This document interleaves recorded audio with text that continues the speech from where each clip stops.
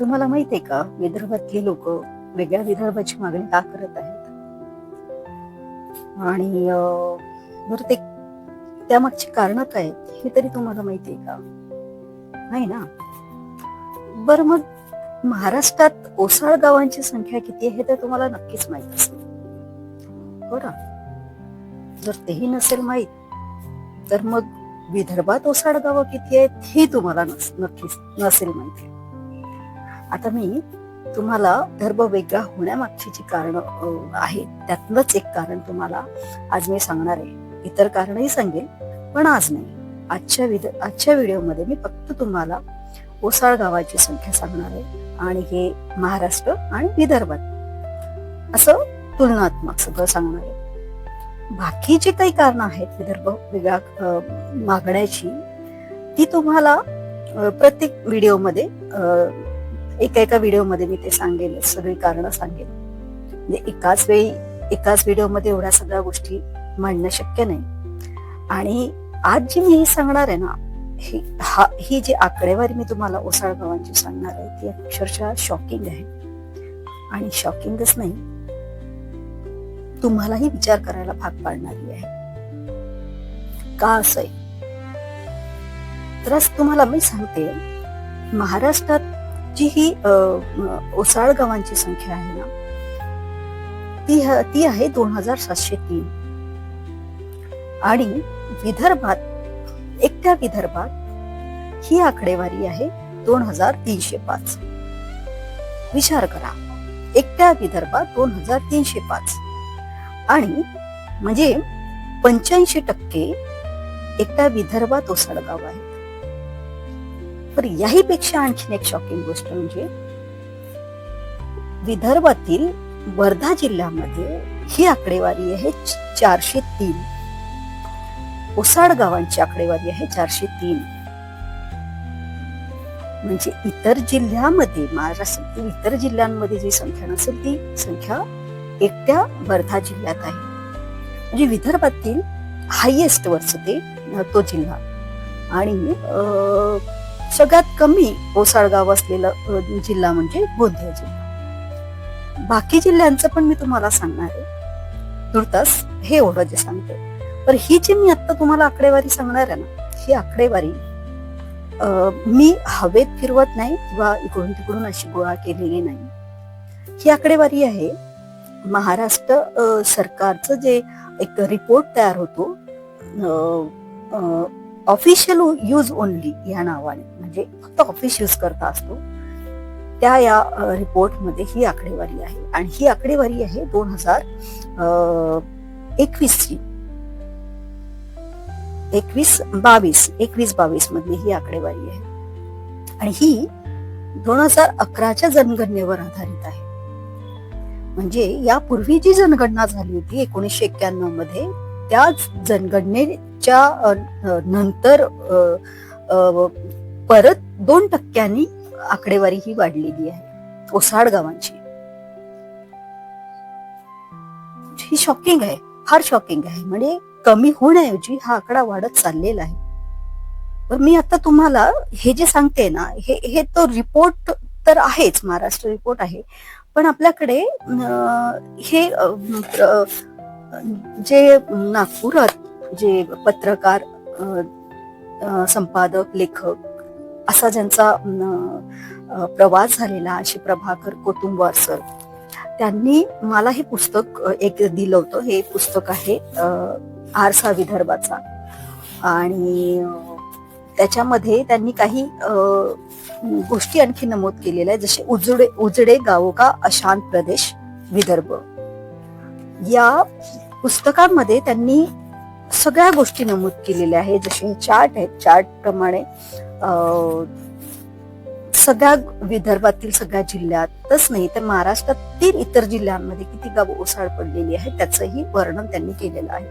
हे पुस्तक त्यांनी मला एका पत्रपरिषद मध्ये जेव्हा भेट झाली त्यावेळी त्यांनी हे गिफ्ट केलं होतं आणि मी ते वाचलं. त्या वाचल्यानंतर मला म्हणजे हे जी काही स्थिती मी ती वाचली त्यानंतर खरंच डोकं सुन्न झालं की 65 वर्ष झाली विदर्भ महाराष्ट्रात विलीन झाला आणि त्यानंतर जी स्थिती झाली विदर्भाची, जे अक्षरशः भकास झालेलं आहे, ज्या विदर्भात भरपूर खनिज संपत्ती आहे, विदर्भ खूप सुपीक होता, तो आता इतका भकास का झाला, इतका ओसाळ का झाला?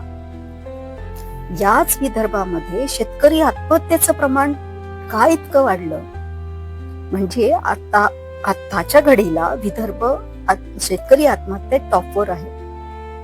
का टॉपवर आहे याच्या मागचे कारण कोणीही जाणून घेतलेले नाही आणि जाणून घेण्याचा कोणी प्रयत्नही केला नाही. किंवा विदर्भ वेगळा मागतात आहे यामागचं काय कारण आहे, त्याच्या मुळाशी जाऊन त्याच्यावर उपाययोजना करण्याचंही कोणी हे केलेलं नाही. पण ह्या जे ओसाळगाव आहे त्या ओसाळगावांचं पुढे काय झालं असेल, काय करत असेल, तिथलं जनजीवन कसं असेल, काय करतात हे लोक, कसे सर्वाईव्ह करतात, कसे जगतात, हे सगळं पडताळून पाहण्याची कोणाला गरजच वाटली नाही. झाले आता बऱ्याच लोकांच्या तोंडात अरे बाबा तुमचेच मुख्यमंत्री, तुमचे केंद्रीय मंत्री, तुमचे ऊर्जा मंत्री, तुमचं हे तुमचं ते, महसूल मंत्री तुमचे, सगळं म्हणतात, तुमचं सगळं बरोबर आहे. पण काय कुंपण शेत खाते तेव्हा एक म्हण आहे आणि या म्हणीचा अगदी तंतोतंत ही म्हण इथे या विदर्भात जुळते. कोणीही काही करते, मुख्यमंत्री इथले जरी असले तर याच मुख्यमंत्र्यांनी काही वर्ष आधी जेव्हा निवडणूक लढायची होती त्या विदर्भातल्या लोकांना आपल्या हाताशी घेऊन त्यांचा एक कमजोर पॉइंट, वीक पॉइंट पकडून विदर्भ वेगळा करण्याची प्रतिज्ञा केली होती की जोपर्यंत विदर्भ वेगळा करत नाही तोपर्यंत मी लग्न करणार नाही. ही गोष्ट सर्वश्रुत आहे, सगळ्यांना माहिती आहे. काय झालं त्या गोष्टीचं जाऊ द्या, तो हे राजकारणी आहे, हे कोणाचेही सख्खे नाही आणि त्यांच्या तोंडून अपेक्षितही नसतं कुठल्या गोष्टी की हे खरे बोलतील किंवा पुढं काही होईल. त्यामुळं पण काय असतं ना की ह्या सगळ्या गोष्टीत एक सामान्य माणूस, एक गरीब माणूस तो पिसला जातो, तो भरडला जातो. त्याचं जगणं काय अवस्था होतात त्याची. आज पश्चिम महाराष्ट्रातली जर कंडिशन सांगितली, आज मी ओसाळ गावाची, मी त्यांची तुलना अजून केलेली नाहीये तर सांगेलच नाही. पश्चिम महाराष्ट्र, उत्तर महाराष्ट्र याच्या तुलनेत विदर्भ इतका मागास का आहे? लोक सगळेच म्हणतात मागास आहे बाबा, हे आहे ते. उन्हाळा अक्षरशः सहन होत नाही आम्हा लोकांना, इतकं कडक ऊन असतं. पश्चिम महाराष्ट्रातले की उत्तर महाराष्ट्रातले लोक नागपुरात काय यायला बघत नाही, विदर्भात काय यायला बघत नाही. का तर इतकं तापतं.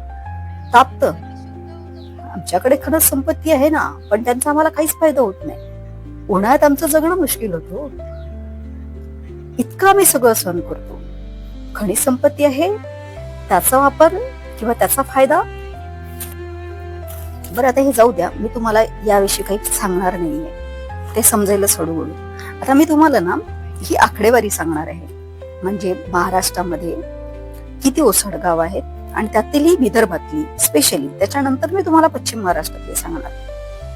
म्हणजे महाराष्ट्रामध्ये विदर्भामध्ये नागपूर आणि अमरावती हे 2 विभाग आहेत. त्यात नागपूर विभागामध्ये नागपूर जिल्ह्यात 242 गाव आहेत, वर्धा जिल्ह्यात 403 आहेत, चंद्रपूर जिल्ह्यात 329 आहेत, गडचिरोली जिल्ह्यात 166 आहे, भंडारा जिल्ह्यात 93 आहेत आणि गोंदिया जिल्ह्यात 59 आहेत.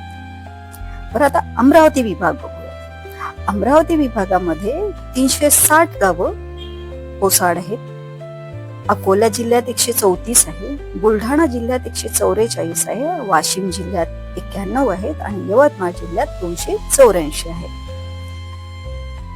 ही झाली आकडेवारी. आणि आता मी तुम्हाला पश्चिम महाराष्ट्रातला सांगते, पश्चिम आणि उत्तर महाराष्ट्रातला. तर पुणे पश्चिम महाराष्ट्र, पुणे विभाग आहे, त्याच्यामध्ये पश्चिम महाराष्ट्र आलेला पुणे विभागात. तर पुण्यामध्ये 25 गावं ओसाड आहे, साताऱ्यामध्ये 26 आहे, सांगलीमध्ये 3 आहे, कोल्हापूरमध्ये 21 आहे आणि सोलापूरमध्ये 11 आहे. हे झालं पश्चिम महाराष्ट्रातलं.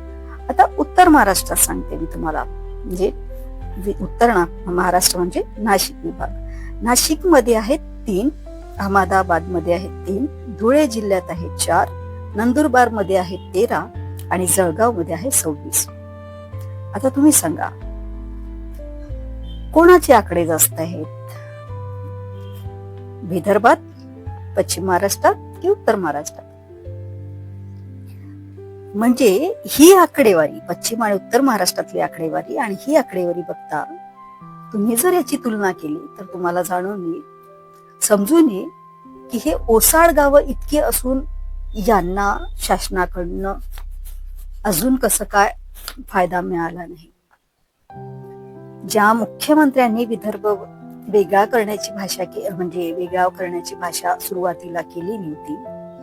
बरं, विदर्भ वेगळा करण्याचे तर दूरच, पण इतक्या वर्षात आता जितके वर्ष त्यांना सत्तेत येऊन झालेले, इतक्या वर्षात किती गोष्टी त्यांनी विदर्भासाठी केलेल्या आहेत. सिंचन वाढलं, आत्महत्या थांबल्या, कारखाने आलेत, काय आलं, किती आलं. बरं, तुम्ही म्हणाल मिहान आलं. मिहान आल्याने काय झालं? मिहान काही प्रॉपर तिथल्या विदर्भातल्या लोकांसाठी आलं की इथल्या लोकांना रोजगार मिळाला? नाही. 50% सुद्धा विदर्भातली लोक इथे काम करत नाही, त्यांना घेतलंच नाही. सगळे परकीय लोंढा आलेला इथे. बरं, ऊर्जेच्या बाबतीत हे तसंच उद्योगधंदे. मिहान आलं, पण मिहान मधले कितीतरी कारखाने बंद पडून आहेत. हे माहितीये का? कारण आम्ही वाजागाजा होऊच देत नाही. कारण आमच्याकडची मीडिया किंवा महाराष्ट्रातली मीडिया या गोष्टीकडे लक्ष द्यायला कोणाला वेळ आहे हो? कोणीच लक्ष घालवू शकत नाही या गोष्टीकडे. आणि जर त्यांनी मनात आणलं असतं तर हे विदर्भातलं जे वास्तव आहे ना, हे आतापर्यंत शासनापर्यंत किंवा अख्ख्या महाराष्ट्रात पसरलं असतं आणि तेव्हा कळलं असतं की विदर्भ मागास का आहे. विदर्भातली लोक वेगळ्या विदर्भाची स्वतंत्र विदर्भाची मागणी का करतात हे कळलं असतं. आज जेव्हा जे काही लोक, जुने लोक आहेत जे अजूनही मागणी लावून धरत आहेत, ते इतकं पोटतिडकीने का बोलतात? त्यांची पण ताकद आता हळूहळू कमी होत चाललेली आहे.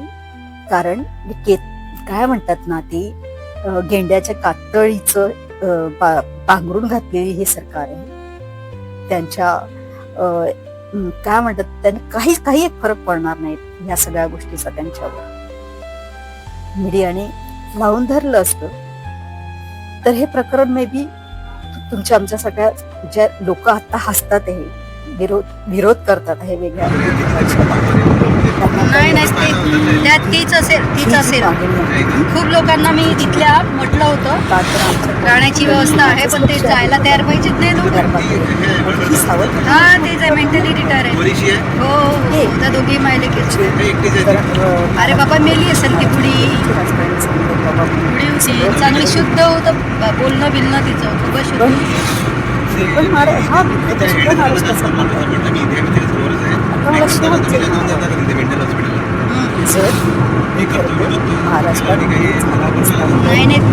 तिथे पण कोणी पाहिजे असते, असं कोणालाही रस्त्यावरच्याला उचलून टाकत नाही तिथे ऍडमिट. कोणी पाहिजे असते. पहिलं एकच कारण आणि बऱ्याच आकडेवारी अशी सुद्धा विचार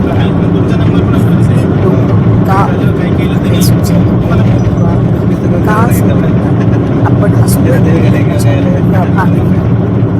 लोकांना काहीच होत नाही, काही होत नाही.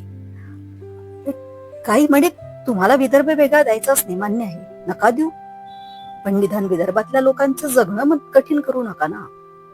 त्यांच्या इकडे लक्ष द्या. काय आहे इकडे? पर्यटन आहे, एकमेव ताडोबा म्हणून जंगल भरपूर आहे, पण ताडोबा आहे तिथेही आता खोदकाम सुरू झालंच आहे. तुम्हाला माहितीये, तिथली सगळी वाघं शहरात येतात आहे.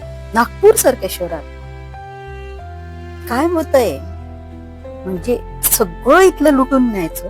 समृद्धी महामार्ग झाला, हा सगळ्यांना की समृद्धी महामार्ग झाला आणि आम्हाला काय त्याचं मिळालं, काय फायदा होतोय?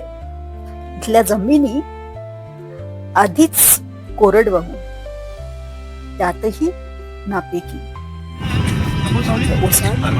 लोकांचं स्थलांतर होतोय. म्हणजे त्यांचं पुढे काय, ओसाड गावातील लोकांचं पुढे काय होत असेल त्यांचं, हा विचार कोणाला आलाय का? इथलं जनजीवन कसं असेल याचा विचार कोणी करतंय का? इथल्या पिढीचं कसं, पुढची जी मुलांचं शिक्षण, इथे तुम्ही तो दर पण नाही समजू शकत.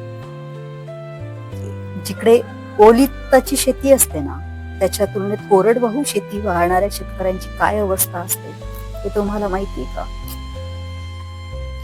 खूप भयानक आहे हे, खूप भयानक चित्र आहे. आणि माझा हा पहिला व्हिडिओ, हा नक्की विचार करा.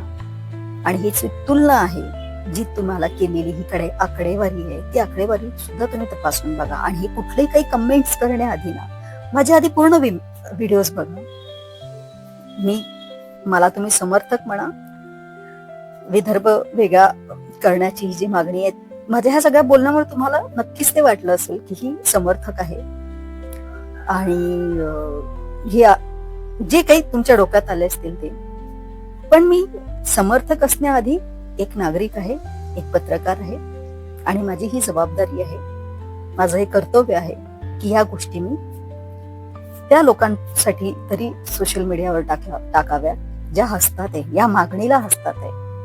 पण हे वास्तव मला लोकांसमोर आणणं महत्वाचं वाटतंय आणि मी आणणार. आता हा माझा पहिला व्हिडिओ, याच्यानंतरचे व्हिडिओ येणार आहे ते अशीच एक पहलू, हे कारण उजागर करणारे असतील, तुमच्या समोर उजागर करणारे असतील आणि तुम्हाला विचार करायला भाग पडतील. एवढंच. तुर्तास तरी मी थांबते. पुढचा व्हिडिओ लवकरच तुमच्या समोर आणणार मी. थँक्यू.